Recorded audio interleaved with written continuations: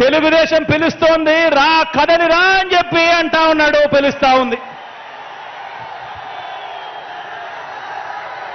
ప్రజల్ని కాదు పార్టీలను పిలుస్తా ఉన్నాడు, దత్తపుత్రుడిని పిలుస్తా ఉన్నాడు. నేనిచ్చే ప్యాకేజీ కోసం రా కదలి రా అని చెప్పి దత్తపుత్రుడిని పిలుస్తా ఉన్నాడు. వదినమ్మను పిలుస్తా ఉన్నాడు. కమలం పార్టీలో చేరి అక్కడ నా మనిషిగా రా కదలి రా అని చెప్పి వాళ్ళ వదినమ్మను పిలుస్తా ఉన్నాడు.